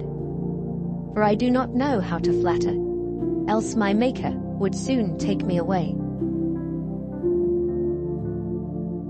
Chapter 33. But please, Job, hear my speech, and listen to all my words. Now I open my mouth. My tongue speaks in my mouth. My words come from my upright heart. My lips utter pure knowledge. The Spirit of God has made me, and the breath of the Almighty gives me life. If you can answer me, set your words in order before me. Take your stand. Truly, I am as your spokesman before God. I also have been formed out of clay. Surely no fear of me will terrify you, nor will my hand be heavy on you. Surely you have spoken in my hearing, and I have heard the sound of your words, saying, I am pure, without transgression, I am innocent, and there is no iniquity in me. Yet he finds occasions against me. He counts me as his enemy. He puts my feet in the stocks, he watches all my paths. Look, in this you are not righteous. I will answer you, for God is greater than man. Why do you contend with him? For he does not give an accounting of any of his words. For God may speak in one way or in another, yet man does not perceive it.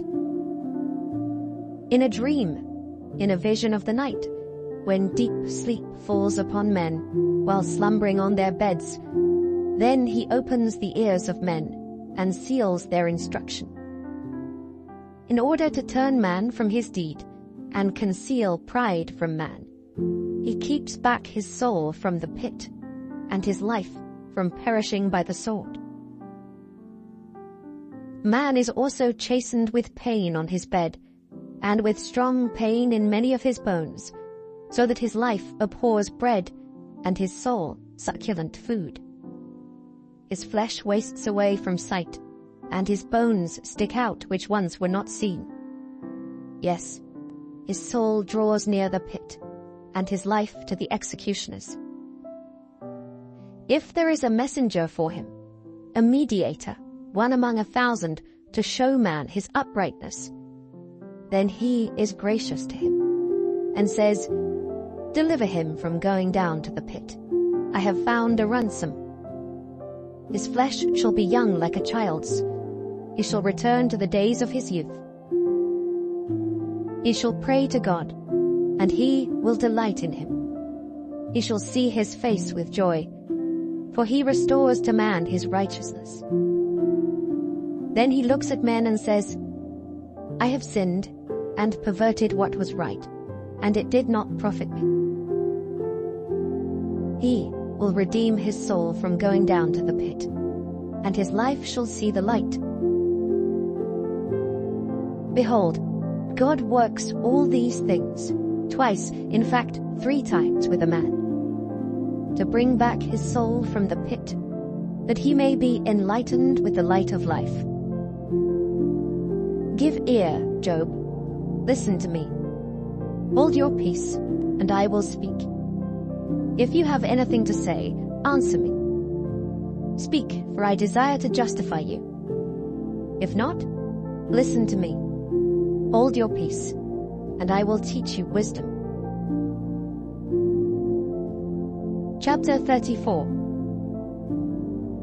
Elihu further answered, and said, Hear my words, you wise men. Give ear to me, you who have knowledge.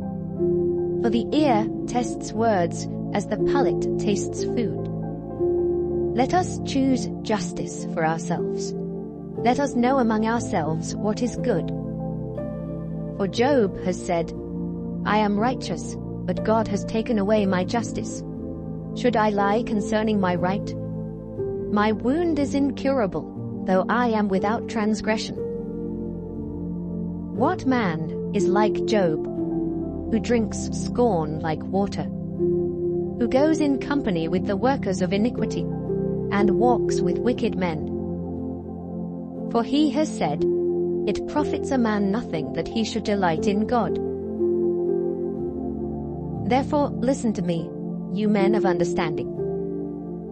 Far be it from God to do wickedness, and from the Almighty to commit iniquity. For he repays man according to his work, and makes man to find a reward according to his way. Surely God will never do wickedly, nor will the Almighty pervert justice. Who gave him charge over the earth, or who appointed him over the whole world? If he should set his heart on it, if he should gather to himself his spirit and his breath, all flesh would perish together, and man would return to dust. If you have understanding, hear this. Listen to the sound of my words. Should one who hates justice govern? Will you condemn him who is most just? Is it fitting to say to a king, You are worthless, and to nobles, You are wicked? Yet he is not partial to princes, nor does he regard the rich more than the poor. For they are all the work of his hands. In a moment they die, in the middle of the night. The people are shaken and pass away. The mighty are taken away without a hand. For his eyes are on the ways of man, and he sees all his steps. There is no darkness nor shadow of death, where the workers of iniquity may hide themselves. For he need not further consider a man, that he should go before God in judgment. He breaks in pieces mighty men without inquiry, and sets others in their place. Therefore he knows their works. He overthrows them in the night, and they are crushed. He strikes them as wicked men in the open sight of others, because they turned back from him, and would not consider any of his ways, so that they caused the cry of the poor to come to him. For he hears the cry of the afflicted. When he gives quietness, who then can make trouble? And when he hides his face, who then can see him? Whether it is against a nation or a man alone, that the hypocrite should not reign, lest the people be ensnared. For has anyone said to God, I have borne chastening, I will offend no more? Teach me what I do not see. If I have done iniquity, I will do no more. Should he repay it according to your terms, just because you disavow it? You must choose, and not I. Therefore speak what you know. Men of understanding say to me, wise men who listen to me. Job speaks without knowledge. His words are without wisdom. Oh, that Job were tried to the utmost, because his answers are like those of wicked men. For he adds rebellion to his sin. He claps his hands among us and multiplies his words against God. Chapter 35. Moreover, Elihu answered and said, Do you think this is right? Do you say, My righteousness is more than God's? Or you say, What advantage will it be to you? What profit shall I have more than if I had sinned? I will answer you, and your companions with you. Look to the heavens and see, and behold the clouds. They are higher than you. If you sin, what do you accomplish against him? Or if your transgressions are multiplied, what do you do to him? If you are righteous, what do you give him? Or what does he receive from your hand? Your wickedness affects a man such as you, and your righteousness a son of man. Because of the multitude of oppressions, they cry out. They cry out for help because of the arm of the mighty. But no one says, Where is God my Maker, who gives songs in the night, who teaches us more than the beasts of the earth, and makes us wiser than the birds of heaven? There they cry out, but he does not answer, because of the pride of evil men. Surely God will not listen to empty talk, nor will the Almighty regard it. Although you say you do not see him, yet justice is before him, and you must wait for him. And now, because he has not punished in his anger, nor taken much notice of folly, therefore Job opens his mouth in vain. He multiplies words without knowledge. Chapter 36. Elihu also proceeded and said, Bear with me a little, and I will show you that there are yet words to speak on God's behalf.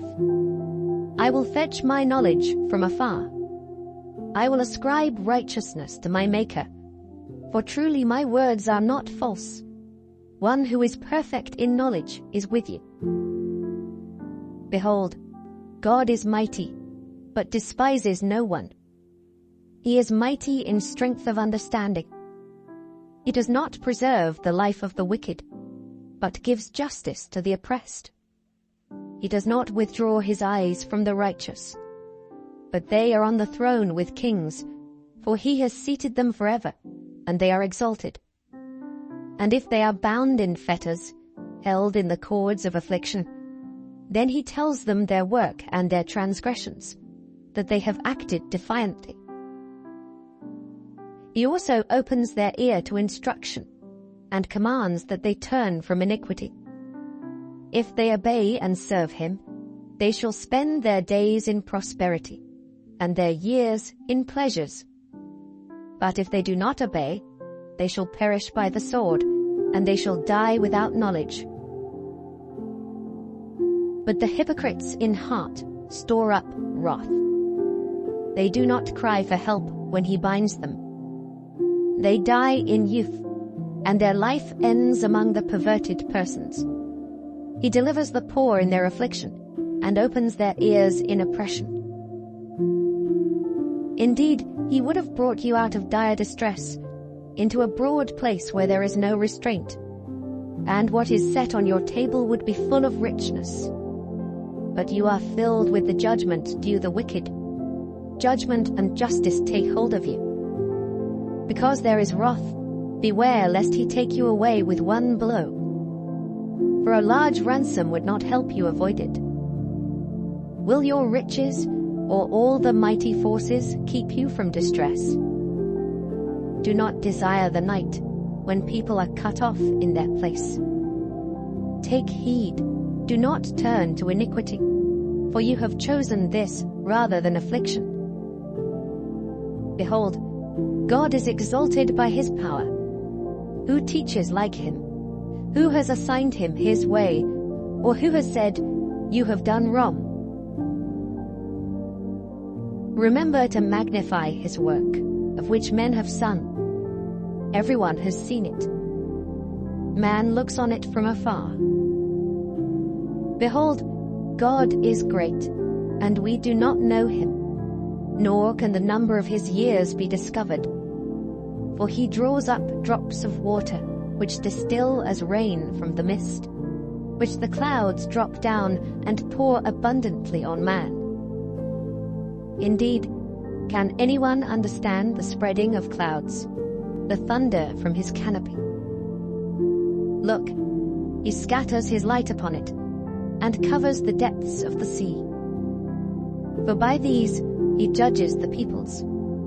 He gives food in abundance. He covers his hands with lightning, and commands it to strike. His thunder declares it, the cattle also, concerning the rising storm. Chapter 37. At this also my heart trembles, and leaps from its place. Hear attentively the thunder of his voice, and the rumbling that comes from his mouth. He sends it forth under the whole heaven, his lightning to the ends of the earth. After it, a voice roars. He thunders with his majestic voice, and he does not restrain them when his voice is heard. God thunders marvelously with his voice.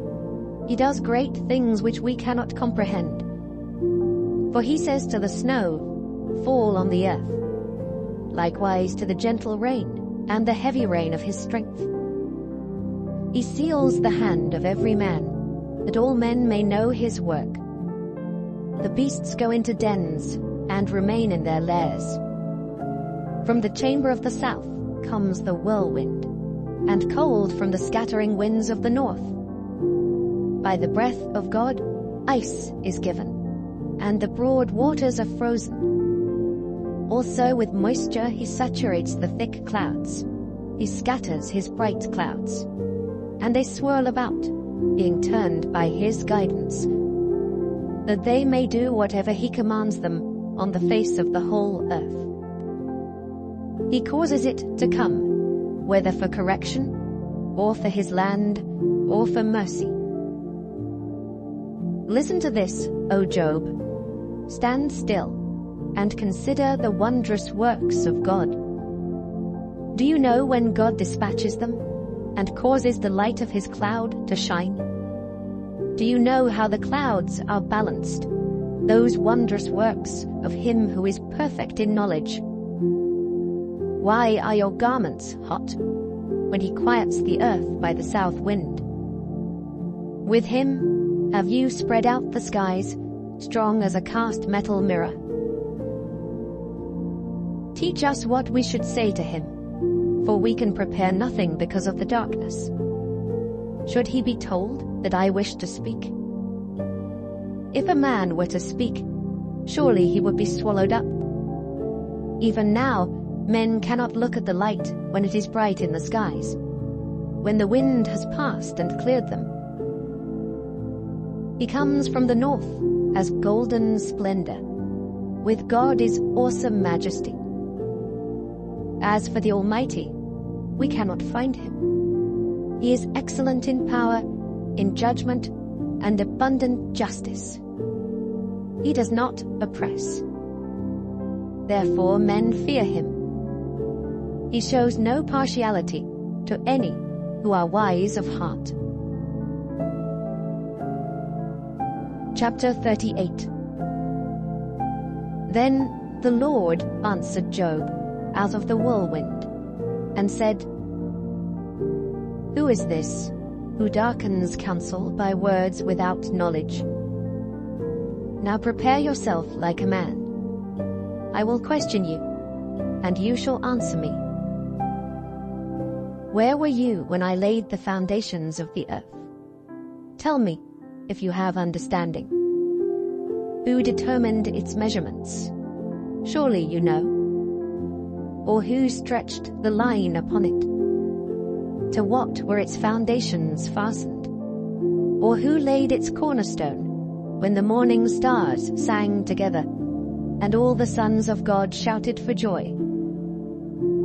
Or who shut in the sea with doors, when it burst forth and issued from the womb? When I made the clouds its garment, and thick darkness its swaddling band? When I fixed my limit for it, and set bars and doors? When I said, "This far you may come, but no farther, and here your proud waves must stop"?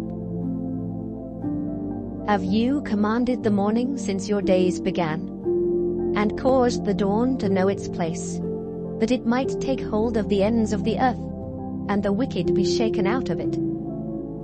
It takes on form like clay under a seal, and stands out like a garment. From the wicked their light is withheld, and the upraised arm is broken. Have you entered the springs of the sea? Or have you walked in search of the depths? Have the gates of death been revealed to you? Or have you seen the doors of the shadow of death? Have you comprehended the breadth of the earth? Tell me, if you know all this. Where is the way to the dwelling of light? And darkness, where is its place, that you may take it to its territory, that you may know the paths to its home? Do you know it because you were born then, or because the number of your days is great? Have you entered the treasury of snow, or have you seen the treasury of hail, which I have reserved for the time of trouble, for the day of battle and war? By what way is light diffused, or the east wind scattered over the earth? Who has divided a channel for the overflowing water, or a path for the thunderbolt, to cause it to rain on a land where there is no one, a wilderness in which there is no man? To satisfy the desolate waste, and cause to spring forth the growth of tender grass? Has the rain a father? Or who has begotten the drops of dew? From whose womb comes the ice, and the frost of heaven, who gives it birth? The waters harden like stone, and the surface of the deep is frozen.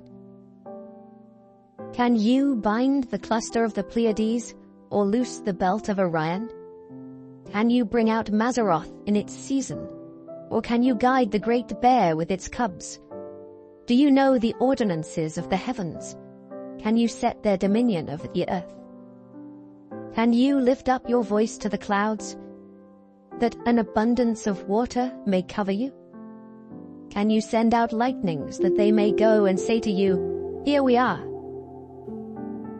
Who has put wisdom in the mind? Or who has given understanding to the heart? Who can number the clouds by wisdom? Or who can pour out the bottles of heaven, when the dust hardens in clumps, and the clods cling together? Can you hunt the prey for the lion, or satisfy the appetite of the young lions, when they crouch in their dens, or lurk in their lairs to lie in wait? Who provides food for the raven, when its young ones cry to God, and wander about for lack of food? Chapter 39. Do you know the time when the wild mountain goats bear young? Or can you mark when the deer gives birth? Can you number the months that they fulfill? Or do you know the time when they bear young? They bow down, they bring forth their young, they deliver their offspring. Their young ones are healthy, they grow strong with grain, they depart and do not return to them. Who set the wild donkey free? Who loosed the bonds of the onager, whose home I have made the wilderness, and the barren land his dwelling? He scorns the tumult of the city, he does not heed the shouts of the driver. The range of the mountains is his pasture, and he searches after every green thing. Will the wild ox be willing to serve you? Will he bed by your manger? Can you bind the wild ox in the furrow with ropes, or will he plow the valleys behind you? Will you trust him because his strength is great, or will you leave your labor to him? Will you trust him to bring home your grain and gather it to your threshing floor? The wings of the ostrich wave proudly, but are her wings and pinions like the kindly storks? For she leaves her eggs on the ground and warms them in the dust. She forgets that a foot may crush them, or that a wild beast may break them. She treats her young harshly, as though they were not hers. Her labor is in vain without concern, because God deprived her of wisdom, and did not endow her with understanding. When she lifts herself on high, she scorns the horse and its rider. Have you given the horse strength? Have you clothed his neck with thunder? Can you frighten him like a locust? His majestic snorting strikes terror. He paws in the valley and rejoices in his strength. He gallops into the clash of arms. He mocks at fear and is not frightened, nor does he turn back from the sword. The quiver rattles against him, the glittering spear and javelin. He devours the distance with fierceness and rage, nor does he come to a halt because the trumpet has sounded. At the blast of the trumpet he says, "Aha!" He smells the battle from afar, the thunder of captains and shouting. Does the hawk fly by your wisdom and spread its wings toward the south? Does the eagle mount up at your command and make its nest on high? On the rock it dwells and resides, on the crag of the rock and the stronghold. From there it spies out the prey. Its eyes observe from afar. Its young ones suck up blood, and where the slain are, there it is. Chapter 40. Moreover, the Lord answered Job and said, Shall the one who contends with the Almighty correct him? He who rebukes God, let him answer it. Then Job answered the Lord and said, Behold, I am vile. What shall I answer you? I lay my hand over my mouth. Once I have spoken, but I will not answer. Yes, twice, but I will proceed no further. Then the Lord answered Job out of the whirlwind and said, Now prepare yourself like a man. I will question you, and you shall answer me. Would you indeed annul my judgment? Would you condemn me that you may be justified? Have you an arm like God, or can you thunder with a voice like his? Then adorn yourself with majesty and splendor, and array yourself with glory and beauty. Disperse the rage of your wrath. Look on everyone who is proud and humble him. Look on everyone who is proud and bring him low. Tread down the wicked in their place. Hide them in the dust together. Bind their faces in hidden darkness. Then I will also confess to you that your own right hand can save you. Look now at the behemoth which I made along with you. He eats grass like an ox. See now, his strength is in his hips, and his power is in his stomach muscles. He moves his tail like a cedar. The sinews of his thighs are tightly knit. His bones are like beams of bronze, his ribs like bars of iron. He is the first of the ways of God. Only he who made him can bring near his sword. Surely the mountains yield food for him, and all the beasts of the field play there. He lies under the lotus trees in a covert of reeds and marsh. The lotus trees cover him with their shade. The willows by the brook surround him. Indeed, the river may rage, yet he is not disturbed. He is confident, though the Jordan gushes into his mouth, though he takes it in his eyes, or one pierces his nose with a snare. Chapter 41. Can you draw out Leviathan with a hook, or snare his tongue with a line which you lower? Can you put a reed through his nose, or pierce his jaw with a hook? Will he make many supplications to you? Will he speak softly to you? Will he make a covenant with you? Will you take him as a servant forever? Will you play with him as with a bird, or will you leash him for your maidens?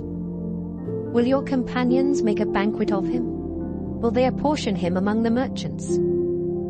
Can you fill his skin with harpoons, or his head with fishing spears? Lay your hand on him. Remember the battle. Never do it again. Indeed, any hope of overcoming him is false. Shall one not be overwhelmed at the sight of him? No one is so fierce that he would dare stir him up. Who then is able to stand against me? Who has preceded me that I should pay him? Everything under heaven is mine. I will not conceal his limbs, his mighty power, or his graceful proportions. Who can remove his outer coat? Who can approach him with a double bridle? Who can open the doors of his face with his terrible teeth all around? His rows of scales are his pride, shut up tightly as with a seal. One is so near another that no air can come between them. They are joined one to another, they stick together and cannot be parted. His sneezings flash forth light, and his eyes are like the eyelids of the morning. Out of his mouth go burning lights. Sparks of fire shoot out. Smoke goes out of his nostrils as from a boiling pot, and burning rushes. His breath kindles coals, and a flame goes out of his mouth. Strength dwells in his neck, and sorrow dances before him. The folds of his flesh are joined together. They are firm on him and cannot be moved. His heart is as hard as stone, even as hard as the lower millstone. When he raises himself up, the mighty are afraid. Because of his crashings they are beside themselves. Though the sword reaches him, it cannot avail, nor does spear, dart, or javelin. He regards iron as straw, and bronze as rotten wood. The arrow cannot make him flee. Sling stones become like stubble to him. Darts are regarded as straw. He laughs at the threat of javelins. His undersides are like sharp potsherds. He spreads pointed marks in the mire. He makes the deep boil like a pot. He makes the sea like a pot of ointment.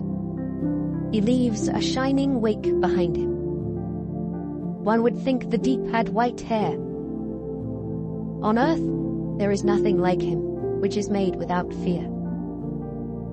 He beholds every high thing. He is king over all the children of Pra. Chapter 42. Then Job answered the Lord and said, I know that you can do everything, and that no purpose of yours can be withheld from you. You asked, who is this who hides counsel without knowledge? Therefore, I have uttered what I did not understand, things too wonderful for me, which I did not know. Listen, please, and let me speak. You said, I will question you, and you shall answer me. I have heard of you by the hearing of the ear, but now my eye sees you. Therefore, I abhor myself, and repent in dust and ashes. And so it was, after the Lord had spoken these words to Job, that the Lord said to Eliphaz the Temanite, My wrath is aroused against you and your two friends, For you have not spoken of me what is right, as my servant Job has. Now therefore, take for yourselves 7 bulls and 7 rams. Go to my servant Job, and offer up for yourselves a burnt offering, and my servant Job shall pray for you. For I will accept him, lest I deal with you according to your folly, because you have not spoken of me what is right, as my servant Job has. So Eliphaz the Temanite, and Bildad the Shuhite, and Zophar the Naamathite went and did as the Lord commanded them. For the Lord had accepted Job. And the Lord restored Job's losses when he prayed for his friends. Indeed, the Lord gave Job twice as much as he had before. Then all his brothers, all his sisters, and all those who had been his acquaintances before came to him and ate food with him in his house. And they consoled him and comforted him for all the adversity that the Lord had brought upon him. Each one gave him a piece of silver, and each a ring of gold. Now the Lord blessed the latter days of Job more than his beginning. For he had 14,000 sheep, 6,000 camels, 1,000 yoke of oxen, and 1,000 female donkeys. He also had 7 sons and 3 daughters. And he called the name of the first Jemimah, the name of the second Keziah, and the name of the third Keren-Happuch. In all the land were found no women so beautiful as the daughters of Job, and their father gave them an inheritance among their brothers. After this, Job lived 140 years, and saw his children and grandchildren for 4 generations. So Job died, old and full of days.